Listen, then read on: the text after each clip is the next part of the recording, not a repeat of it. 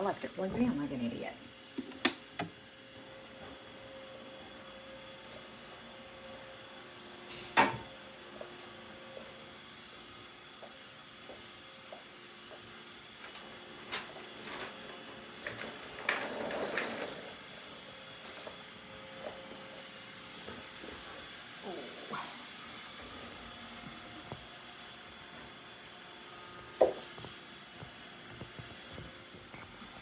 Hi, good morning, my quilty friends. It is Sunday morning. Sunday morning, May 5th. There we go. Oh my goodness. So I have finished stitching all of my blocks for my Bumbles and Bees quilt that's for the friend of mine. This is the one block that I did change up. I had originally designed this block and decided to go with, I used Lori Holt's Farm Girl Vintage 2 book, and that's what I used to piece these and this. This block, and this block, these 3 blocks, and then I decided that I would just use the one of the flower blocks out of her book for this block instead. So now I'm ready to put this puppy together. So when I got all of my blocks done, I counted them last night, and I had 38 or 39. So it looks like I'm going to have to make my quilt 6 by 6 because I don't know that I have enough fabric. I don't know. I'm fixing to look to see if I have enough fabric to make a couple more. No, I would need more than a couple. Let's see. If I have 39, then 2 more would make it 41. That's still an odd amount. So anyway, so it looks like my quilt's going to turn out 6 by 6. This 1, 2, 3, 4, 5, 6 by 1, 2, 3, 4, 5, 6, 7. So 7 times 6 is 42. So I needed 42 blocks to make it 74 by 86. It's okay. This is not a problem. I'm just going to go with what I have. And I'll have a couple extra blocks. I may make her a pillow. You know, I may make her a little pillow or a little runner or something like that with the couple extra blocks that I'm going to have. Just to coordinate with it so everything coordinates. So I'm ready to start putting this together, and I'm going to do a 6 by 6. And I think I'm going to add an black inner border. She really likes black. And then I'm going to dig through my stash to see what I would have to make a maybe 5.5-inch wide border to go the rest to go around it, frame it out nicely. So I'm going to dig through my stash and see what I have that would coordinate with this well enough. All right, so enough chitter chatter. I am going to start assembling this quilt as soon as I get Grayson off of it because he has flopped his little fat butt right on the top of them.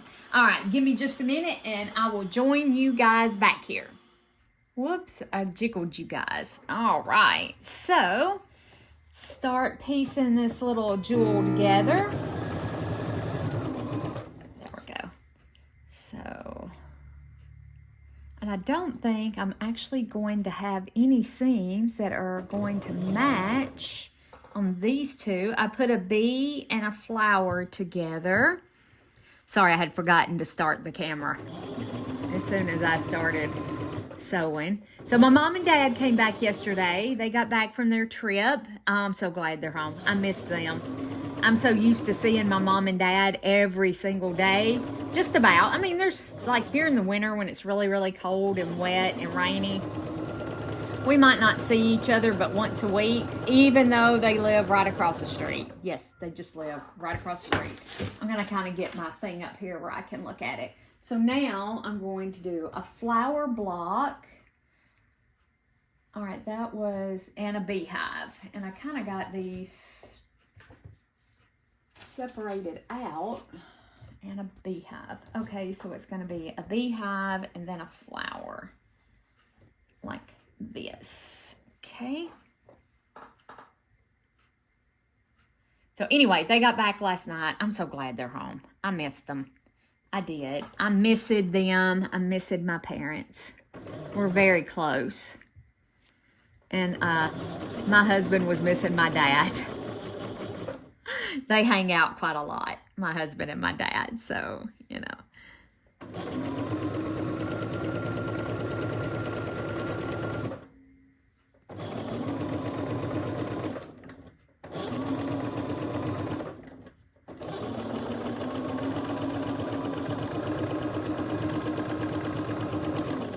And I did just oil this girl last night. She sounds horrible. All right, and now I do another bee. Yeah, another bee. And let me slide my bees right there. And a flower. Yeah, just like this.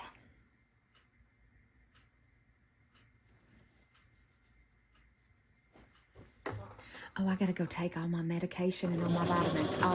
I'm gonna pause the camera here in a minute and I'm gonna go do that, because if I don't do it while I'm thinking about it, I'm gonna forget it again.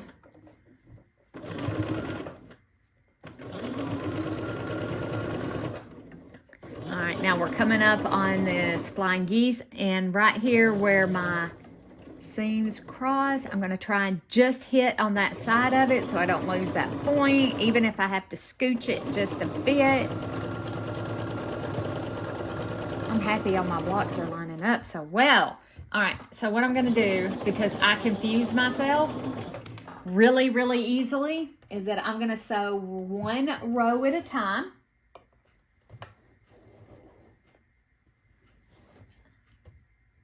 Because if I don't, I'll get these all mixed up. I know myself. I can admit to myself my, and then it's the beehive, just like this. Okay, let me go grab my medicine and my vitamins. Let me go take those right quick, and I'll be right back. Okay, hopefully it's not jiggling too much. All right, well, that took longer than expected. The laundry was done, so I had to change the laundry out, which Sundays is, I do the bedclothes. And I was pondering, we call it bedclothes. We wash our bedclothes. Has anybody else ever heard it called that? Or is that just a Southern thing? Is, we make the bed so it's not naked. Where did that saying come from? I ponder things like that. I'm weird. Yep, I know it. But I've heard it called that my whole life, bedclothes. Just wondering if anybody else has heard it called that. I'm gonna sew a few of my bonus quilt things. I really want to get finished with this, and I don't know that I'm gonna do another bonus quilt like this. I mean, it is a good thing that, you're not just sewing on a thread bunny that you're going to throw in the trash. You're actually taking the time and the effort to sew on something that's going to have a purpose. It's going to have a use. So I totally get it. I do. I totally get it. All right. And then this one goes with the bee. Goes like this. Okay, I'll throw that away. So anyway, the laundry was done. The bedclothes were done. So I put the sheets on the bed, and I'm washing all my quilts. Well, all my quilts. There are two. I'm very cold-natured. So year-round, in the winter, we sleep with flannel sheets and 2 quilts on the bed. In the summer, I take the flannel sheet off, which is what I did today, and put on, just a regular flat sheets. Because I don't need it, that extra warmth as much during the summer months as I do during the winter. So anyway, I got the sheets on the bed. I'm washing both quilts because, the cat tends to go in there and get up on the bed. And all my quilts that I make these quilts to be used. When I give them to people, that's what I tell them. Don't fold it away and put it in a closet. Put it on the bed and use them. They're all machine stitched. They're machine quilted. Even hand stitched. I mean, look at all the quilts that we have from over 100 years ago. Those were all hand stitched. Quilts are made to be, and I forgot to lower my stitch length. Quilts are made to be used, not hidden away in a closet. I don't ever want people to hide my quilts away in a closet. All right, let me lay this one up here.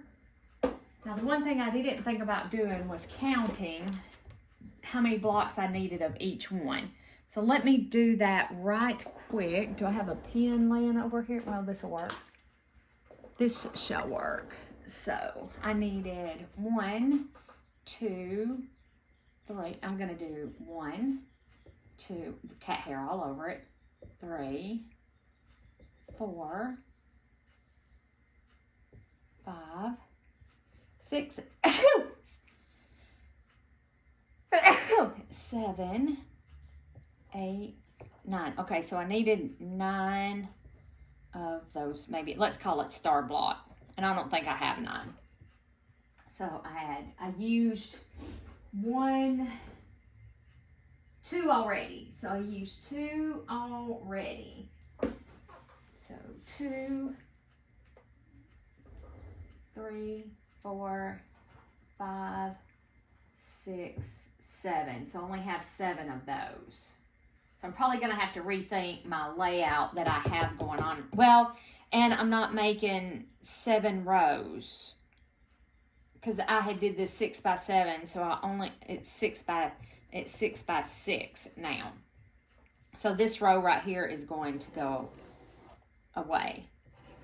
Let's draw a line through that. So I would only need 7. I have 2, 3, 4, 5, 6, 7. Perfect. So I have the exact amount that I need of these, I do believe. And like I said, I may make her a little bonus quilt. Maybe, I don't know. I'll make something. And then I need 1, 2, 3, 4, 5, 6, 7 bees. 7 bees. And I have 1, 2, 3, 4, 5, 6. And I have 6, so I'm 1 short. And I have 6, and I'm 1 short. Okay. All right. So on these, then I need 1, 2, 3, 4, 5, 6, 7, 8, 9, 10, 11, 12 beehive blocks. And we used 1, 2, 3, 4, 5, 6, 7, 8, 9, 10, 11, 12. I actually have 13 of those. 13 of those. Okay, my lovelies, that was my mommy and my daddy bringing me some stuff that they had gotten from my Uncle David up there. I hit pay dirt, y'all, like tons of crochet doilies and things like that I want to use. And I know we haven't been, if you've been following my channel, and we started out doing the slow stitching before I got sick, and now I haven't gotten back around to it. Bear with me, be patient with me. We shall eventually get back to it, hopefully. Anyway, and for my journals, because I make junk journals, and I love to use like crochet and that kind of stuff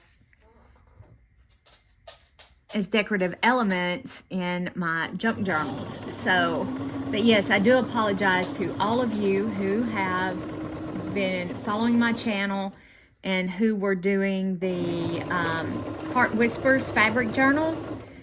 I probably should have not ever really started that as a monthly thing. I didn't know I was going to get sick with my whole gallbladder. Didn't know that was coming. And I've also got a few other issues going on. I got to go for a CT scan and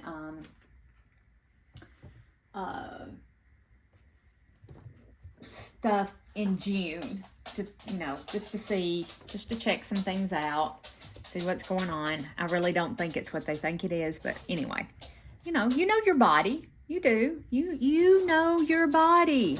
We live in our bodies every day. You know where it hurts and where it doesn't hurt. And anyway, it absolutely could be, I don't know. We'll see.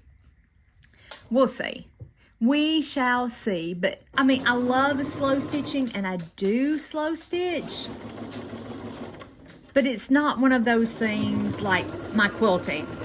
Come on, get over that hump. It's not something I enjoy as much as quilting, so I'm going to lose the point on this one. Nothing I can do about it. So I do apologize to y'all. I know, Eileen, you were part of that. I don't know if you were stitching with me or you were just following along. I don't remember. So I do apologize. Now I need a beehive and another flower. I haven't forgotten about it. I haven't. I just haven't gotten back to it. Like I said, I have to be in the mood to stitch. Does that make sense to anybody? Is there a hobby that you have that you have to be in the mood to do? You know, I do. I have to be in the mood to slow stitch. And my sewing, I'm fixing to have to stop stitching on this. It is fixing to get really rough here. We're fixing to have some really bad storms come through, or it looks like really bad storms. I don't know if y'all could hear the thunder. So, I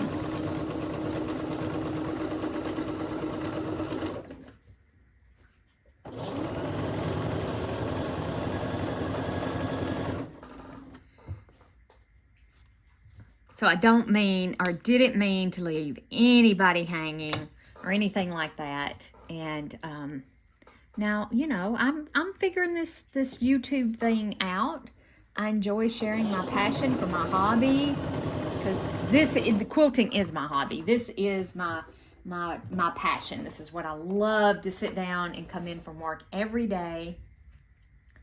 If I can. Some days I don't. Some days I don't come and sit down and sew every day. But you know, this is truly where my heart lies, is with my quilting.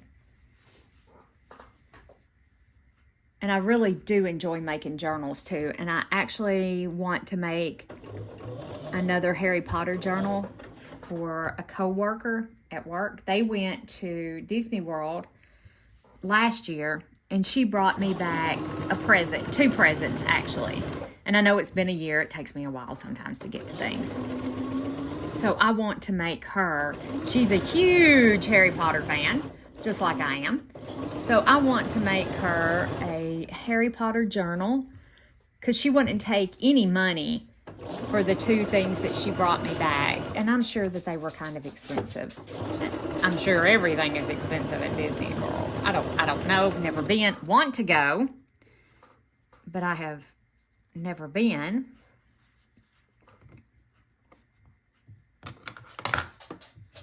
So anyway, I've had it on my mind to make her a Harry Potter themed journal. I may take you guys along for the ride if you would like to be a part of that.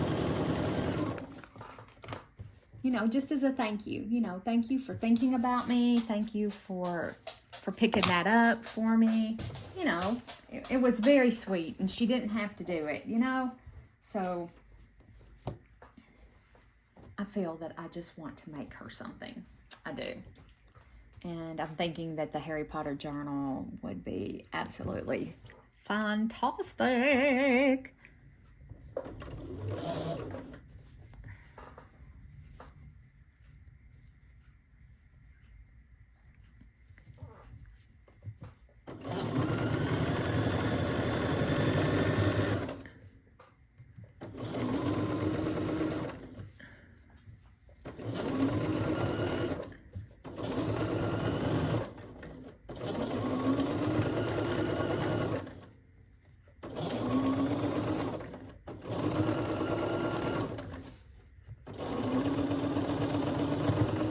So anyway, I'm apologizing to you guys who are following along with me on my, on the slow stitch thing that I sort of, you know, I'm going to lay those right there so I can remember to put those up.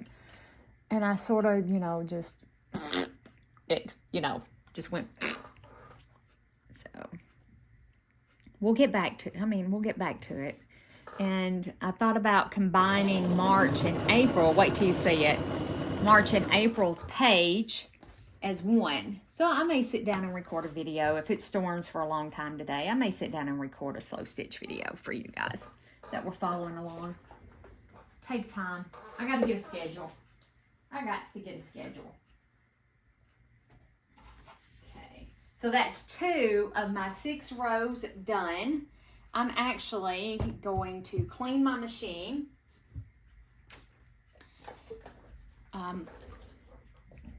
Let me cut my thread.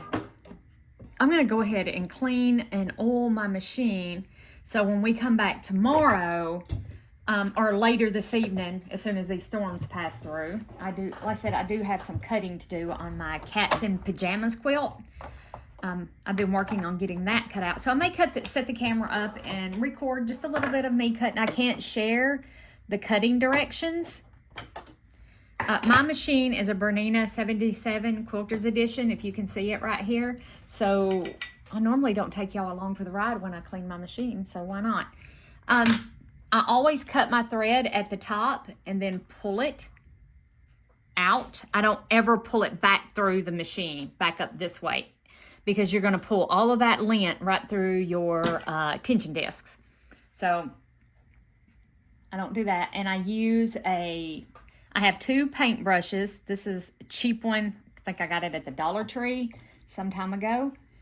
So I do use a paintbrush to scoop out all of the lint that I can get to. I'm very, very picky with my machines.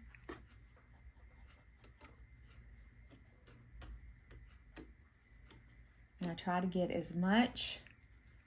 I mean, you can't get it all, but, you know, I try. Whoa, there's a piece of thread. Look at there. Whoops. And you would be surprised. And I keep this open. I don't put the screw back in this part because you can take this part off. Actually, I'll show you if I can get it to... Whoops. Sorry. Hit you with my elbow. Sorry about that. And sometimes it comes off easier than other times. There it goes. There's a little thread sensor right back in here, and I guess I sew with the lengthiest thread, and I have tried Orifil. It doesn't matter what kind of thread that I sew with. See that little bit of lint? Anyway, there's a sensor for your top thread right in here, and lint builds up, and then it blocks the sensor. Sensor doesn't work. So I just keep my cover loose where I can get in here and just take my little brush and I very gently clean. And I know you can't see it from the angle that you're at, but I do very gently clean in there, clean down the shaft where the needle is.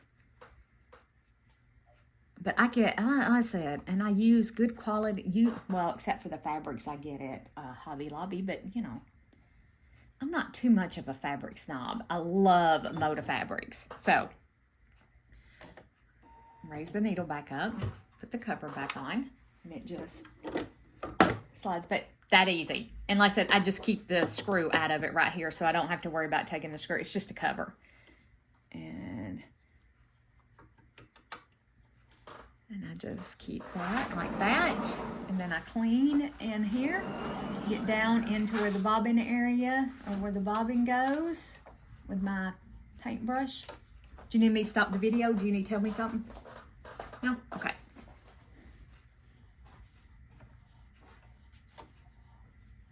And you would be surprised at how much junk gets down in here. I mean, it's just, look, I don't know if y'all can see that. See?